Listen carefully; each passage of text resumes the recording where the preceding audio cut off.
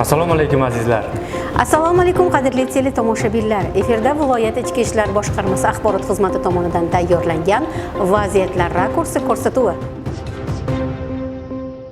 Rahbarlarning xalq orasiga kirishi, ular bilan yuzma-yuz bo'lishi hamda murojaatlariga yechim topishi bugunning dolzarb masalalaridan biri. Haqiqatdan ham el dardiga darmon bo'lish, ularning mushkulini oson qilish xizmatlarning eng sharaflisidir. Bu uchrashuvlar nafaqat qabul, balki xalq va davlat o'rtasidagi ishonchdir. Viloyat ichki ishlar boshqarmasi boshlig'i polkovnik Rahmat Mamatovning navbatdagi sayyor qabuli Jomboy tumanida o'tkazildi. Joylarda aholi bilan yaqin muloqot o'rnatish, fuqarolarni o'ylantirayotgan masalalarga huquqiy yechim topish, jamoat tartibi va xavfsizligini ta'minlash borasida ichki ishlar organlari tomonidan tizimli ishlar amalga oshirilmoqda. Shu maqsadda Samarqand viloyati ichki ishlar boshqarmasi boshlig'i polkovnik Rahmat Mamatovning navbatdagi sayyor qabuli Jomboy tumanida o'tkazildi. Qabul jarayonida fuqarolar tomonidan ko'tarilgan turli muammolar, xususan mahalladagi jamoat tartibi, qo'shnichilik nizolari, ishga joylashish, yoshlar o'rtasida huquqbuzarliklarning oldini olish, firibgarlik borasidagi masalalar tinglandi. Murojaatlarning asosiy qismi huquqiy maslahat va amaliy yordam so'rash bilan bog'liq bo'ldi. Boshqarma boshlig'i har bir fuqaroning muammosiga alohida e'tibor qaratdi va mas'ul mutasaddilarga tegishli topshiriqlar berdi. 3 nafar probatsiya nazoratidagi shaxslar belgilangan jazodan muddatidan oldin ozod etilishi to'g'risida sudga taqdimnoma kiritildi. 8 nafar yoshlarga ID kartalari topshirildi. Qabuldan so'ng fuqarolar bu kabi ochiq muloqotlar joylarda muammolarni o'z vaqtida aniqlash va hal etishda muhim ahamiyat kasb etishini ta'kidlab, ichki ishlar organlari rahbariyati minnatdorlik bildirishdi. Men Pastarg'omdan keldim. Mana shu necha yillardan beri haqiqatan mana shu huquqlarim poymol qilingan edi. O'sha sayyor qabullarga borki, biz mana ariza tashlasak, arizamiz 15 kun bir oylab yotadi, lekin mana bunday sayyor qabullar qanchadan qancha fuqarolarni o'sha murojaatlari yechim topyapti. Meni masalam yechim topdi.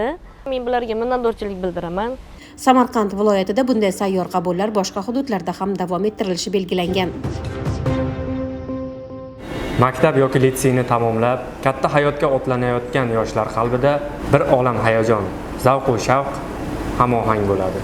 Albatta, qadrdon ustozlar, sinfdoshlar maktab bilan xayrlashishning o'zi bo'lmaydi.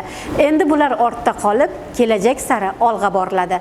O'zbekiston Respublikasi Ichki ishlar vazirligi Samarqand akademik litsey bitiruvchilariga diplomlar topshirildi. Hozirgi lavhamiz shu mavzuda.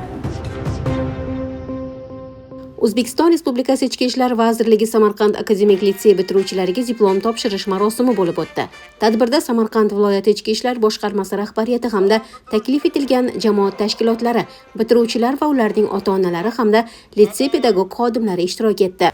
Samarqand viloyati ichki ishlar litseyida katta bayram, bitiruvchilarimiz mana 2 yil mobaynida ajoyib o'zini yurtga bo'lgan sadoqatini, bilimini namoyon qilib yaxshi imtiyozli diplomlar bilan bitirishdi. Shu bilan birga mana bugun mening qizim Mahmud va Nilufar ham imtiyozli baholar bilan bitirdi.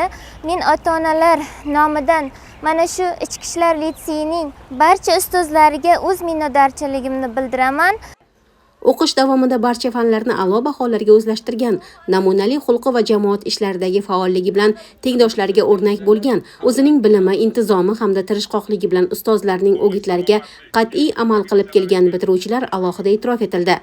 Mana bugun O'zbekiston Respublikasi Ichki ishlar vazirligi Samarqand akademik litsey o'quvchilarining bitiruv tadbiri bo'lib o'tdi. Biz shu dargohda 2 yil davomida o'qidik. Ustozlarimiz o'rgatgan o'gitlardan hamma ta'limlarni oldik. Kelajakdagi maqsadlarim O'zbekiston Respublikasi Ichki ishlar vazirligi akademiyasida ta'lim olish. Mana bugun men juda ham xursandman. Shu dargohni qizil diplom va oltin medal bilan tugatmoqdaman. Bundan keyingi maqsadlarim Ichki ishlar akademiyasida ta'lim olish va O'zbekiston Respublikasi prezidenti vatanimizga xizmat qilaman. So'zga chiqqan bitiruvchilarni tabriklab, mazkur bitiruvchi kurs o'quvchilarining o'qish jarayonida respublika miqyosidagi sport musobaqalari hamda fan olimpiadalarida, turli ko'rik tanlovlar hamda jamoat ishlarida o'zlarini har tomonlama ijobiy jihatdan qobiliyatlarini namoyon qilib kelganligini e'tirof etishdi. Shuningdek, rahbariyat barcha bitiruvchilarni, ularning ota-onalarini va pedagog xodimlarni viloyat ichki ishlar boshqarmasi nomidan tabriklab, barcha bitiruvchilarni kelajakda tanlagan oliy ta'lim muassasalariga o'qishga kirib, ustozlari va ota-onalarining oldidagi mas'uliyatli vazifalarni uddalashiga ishonch bildirildi. Hozirgi lavhamiz ham yoshlar bilan bog'liq. Viloyat ichki ishlar organlarida xizmat qilayotgan xodimlarning farzandlariga oliy ta'lim muassasalariga kirishlari uchun tavsiyanomalar topshirildi. Bu tavsiyanoma farzandlar uchun faqatgina yo'llanma emas, u ishonch ramzi, xizmat va fidokorlikning natijasidir. Bugungi kunda mamlakatimizda huquq-tartibot organlari xodimlarining xizmatini munosib baholash, ularning oilalariga, xususan farzandlariga yaratib berilayotgan imkoniyatlar e'tibor markazida. Ana shunday ezgu tashabbuslardan biri ichki ishlar xodimlari farzandlariga oliy ta'lim muassasalariga kirishda tavsiyanomalar taqdim etilayotganidir. Viloyat ichki ishlar organlarida xizmat qilayotgan 169 nafar xodimlarning 185 nafar farzandlariga oliy ta'lim dargohlariga o'qishga kirishlari uchun tavsiyanomalar topshirildi. Viloyat ichki ishlar boshqarmasi boshlig'i polkovnik Rahmat Mamatov yoshlarga tavsiyanomalarni tantanali tarzda taqdim etar ekan, ular uchun yaratilgan qulayliklarni alohida e'tirof etdi. Umumta'lim maktabini tamomlagandan so'ng oliy ta'lim muassasalariga kirish bu hayotda muhim qadam va mas'uliyatdir. Bugun viloyat ichki ishlar boshqarmasida xizmat olib borayotgan xodimlarning farzandlariga oliy ta'lim muassasalariga o'qishga kirishlari uchun imtiyozli tavsiyanomalar berilmoqda. Bu imkoniyat, imtiyoz va ishonch demakdir. 185 nafar yoshlar safida bugun Marjona ham borlar. Marjona, sizni mana shunday imtiyozli tavsiyanoma bilan tabriklayman. Bugun bizlarga Samarqand viloyat ichki ishlar boshqarmasi tomonidan o'qishimizga yordam beradigan tavsiyanomalar berilmoqda. Bu hammaga ham berilmaydi. Shu o'rinda men bizlarga berayotgani uchun dadamga ham kattakon rahmat deb qolaman. Dadam bilan juda ham faxrlanaman. Samarqand davlat chet tillari institutiga ingliz tili filologiyasiga topshirmoqchiman. Bu tavsiyanoma bizlarga juda ham katta o'qishga kirishimizda foyda beradi. Bu oddiy bir hujjat emas, bu mehnat va sadoqatga nisbatan e'tirof ramzi.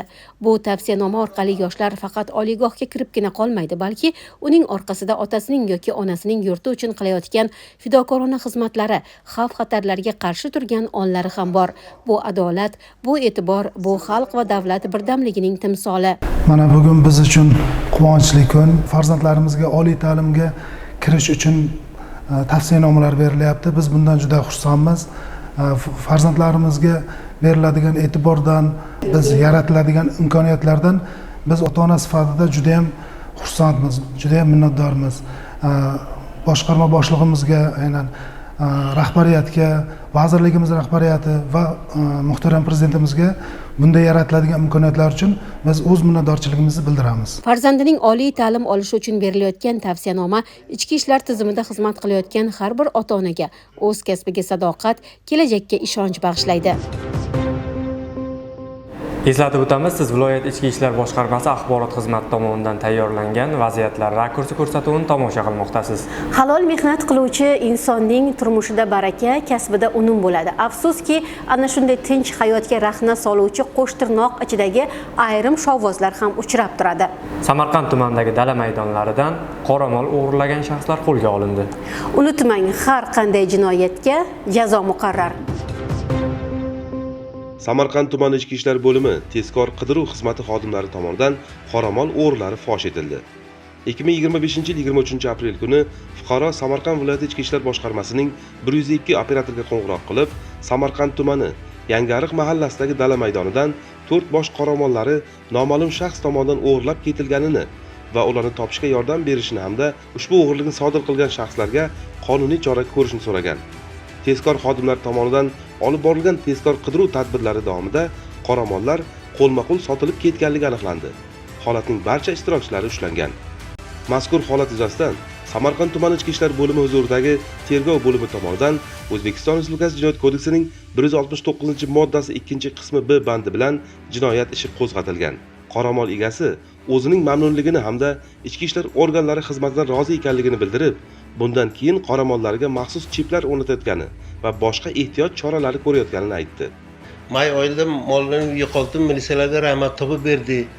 Hozir hamma fermerlar mollarga GPS qo'ygan hammasiga. Hozir hammamiz boqar bo'lib qarab yuryapmiz. Bugun jinoyat va huquqbuzarliklarni kamaytirish va oldini olish bo'yicha Samarqand viloyatida qator manzilli ishlar olib borilmoqda. Jumladan Samarqand tumani hududida ham fuqarolarning yuzidan tanib oluvchi hamda transport vositalari avtoraqamlarini taniydigan video kuzatuv kameralari o'rnatilgan. Ular hududiy profilaktika inspektorlari planshetlariga integratsiya qilinib, muntazam kuzatib borilmoqda. Samarqand tuman 10-sonli huquq tartibot maskanida biriktirilgan mahallalarda o'g'riligini oldini olish maqsadida chorva mollariga GPS moslamalari o'rnatilib, ularni tuni kun kuzatuvi nazorat ostida olingan. O'sha yana kelgusida bunday o'g'riliklarning oldini olish maqsadida mahallalardagi ovloq joylarda o'sha qoramollar qarovsiz qoldirilayotgan joylarda video kuzatuv kameralari o'rnatilib, kuzatib olib bormoqdamiz.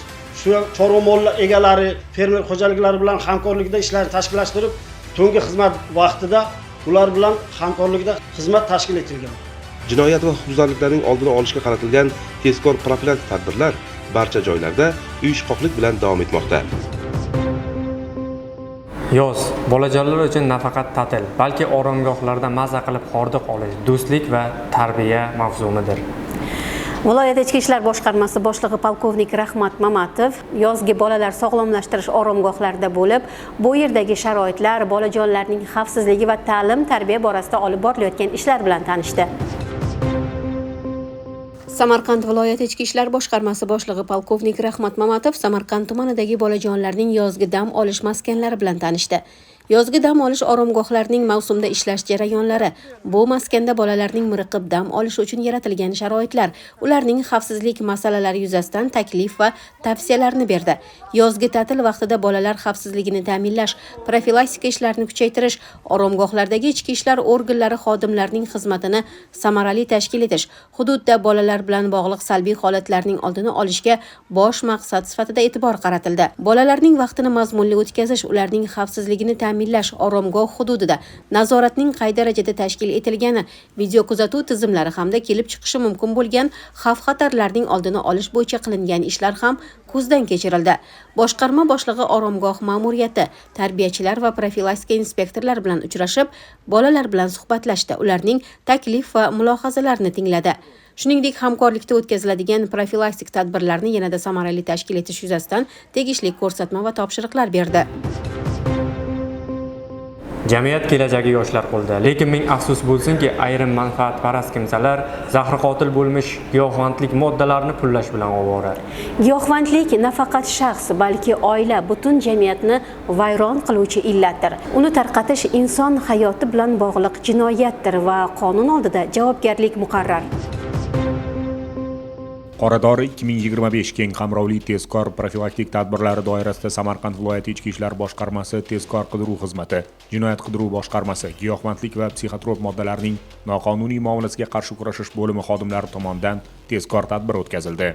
Urgut tumanida yashovchi shaxs o'zining tanishlariga 1 gram giyohvandlik moddasini 130 ming so'm evaziga qonunga xilof ravishda sotib kelayotganligi to'g'risida ma'lumot olingan. Olingan ma'lumotga asosan 2025-yil 18-iyun kuni Samarqand shahar Gala Osiyo mahallasida o'tkazilgan tezkor tadbir davomida Urgut tumanida yashovchi 1984-yilda tug'ilgan shaxs o'zining tanishi Urgut tumanida yashovchi 1990-yilda tug'ilgan shaxs bilan birgalikda tadbirga shartli xaridor sifatida qatnashgan fuqaroga 1 kilogramm giyohvandlik moddasini 10 ming AQSh dollari evaziga sotayotgan vaqtda ashyoviy dalillar bilan qo'lga olindi. Mazkur holat yuzasidan O'zbekiston Respublikasi Jinoyat kodeksining 273-moddasi 5-qismi bilan jinoyat ishi qo'zg'atilib, ikkala fuqaroga ham qamoqqa olish tarzida ehtiyot chorasi qo'llanilgan. Bugungi ko'rsatuvimiz orqali sizlarga yetkazmoqchi bo'lgan xabar va lavhalarimiz ana shulardan iborat. Bizni ijtimoiy tarmoqlardagi rasmiy sahifalarimiz orqali ham kuzatib borishni unutmang. Kelgusi ko'rsatuvlarimizda ko'rishguncha omon bo'ling. Salomat bo'ling.